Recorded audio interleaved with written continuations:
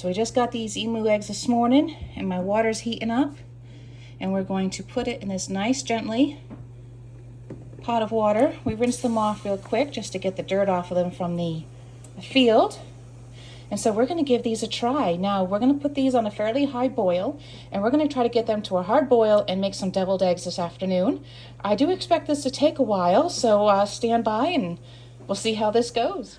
So it has been about 45 minutes of boiling, and we're going to see how that works out. One of these Emu eggs were 580 grams. One of these were just over 600.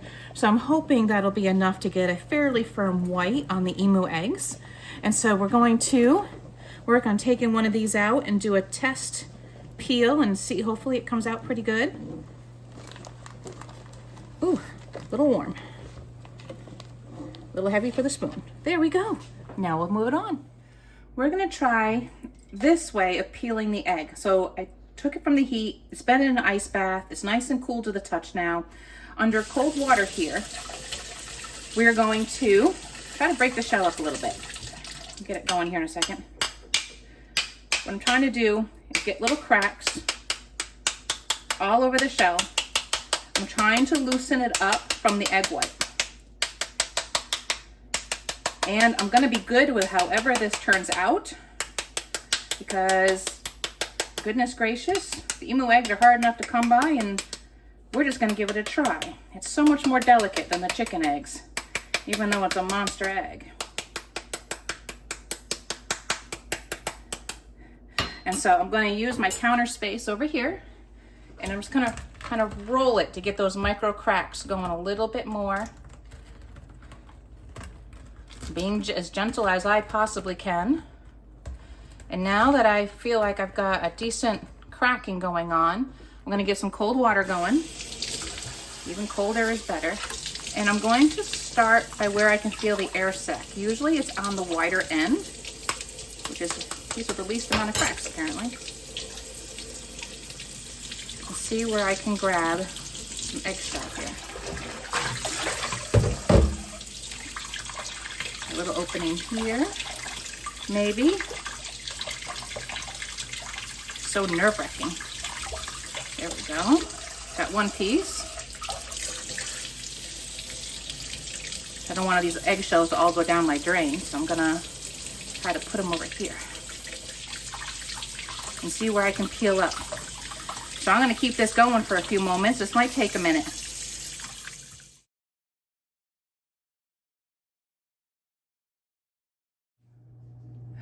Okay, the cold water seemed to have worked better. So now we've got a pretty decent, a couple little nicks going on, but this is, oh my goodness, it's very squishy. It's like a jello egg going on here. So we're going to try to cut it in half, and we will see what happens, and we're going to give this our best effort. But boy, I can tell it doesn't take long. The yolk is big in an Emu egg. I got a nice sharp knife. Ooh, oh my goodness. There we go. And it's already starting to pull apart a little bit, but you know what? We're just going to take it as is. So here's our yolk. It flattens out, and we'll just make it like this. There's one yolk. There's another one. And now I'm going to mix this with some spices and some mayo, and we're still going to treat these like a deviled egg.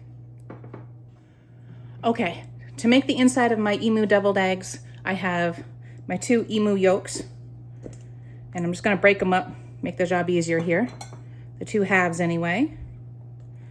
And what's fun about deviled eggs is you can add almost anything you want into them, and you're still going to be good. I have some popcorn crack seasoning. It's a garlic and peppery mix. We get it from a local company, which is even better. And so I'm going to put some of that in there because it's one of our favorite spice blends.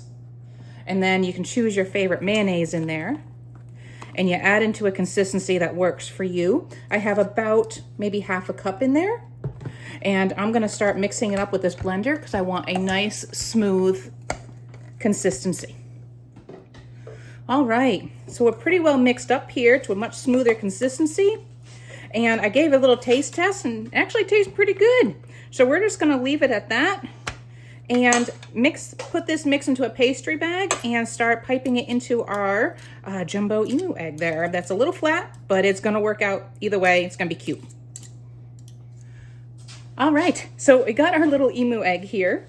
Little, funny, right? So that's half of one and it's all flattened out. So what I'm going to try to do is just kind of layer it a little bit so it kind of has that look of one emu egg. Overlap it a little bit because there's not much white on the emu egg. And then I've got my little piping gun. Little is the key word. And we're going to pipe in the filling.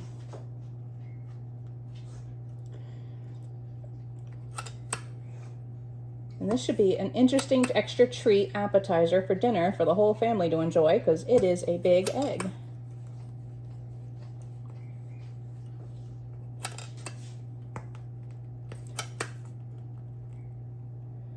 There we go. If you're better at cake frosting than I am, then this is probably gruesome to watch, but it's okay. It's getting in there, and that's half the battle. There we go, nice and full. And then, just for a little garnish, a little paprika, and I think some bacon bits on top would be good before we're done. All right, so I added some chicken eggs on here from our farm just to see the size comparison between a little chicken egg and the giant emu egg, and some farm fresh bacon because, well, everything is better with bacon and it's delicious. And so we added that. All in all, it was a fun experiment. This egg was around 600 grams. It did take a couple of hours to get to this level of white. And it was still super delicate and still wanted to collapse, but it's still one heck of a centerpiece and a conversation piece for your next dinner. Lots of fun, but here we go.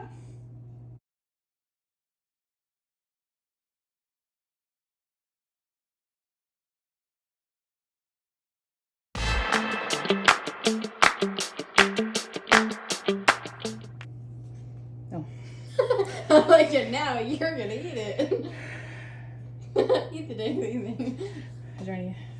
Yeah, there's plenty of yolk left. Just dip it in. All right, I'm gonna try it. You gonna break the? Just go right yolk.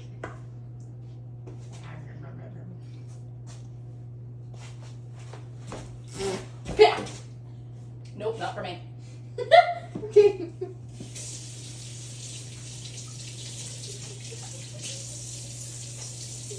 Nope. Okay. Get some pretty pictures of that plate because it never happened again.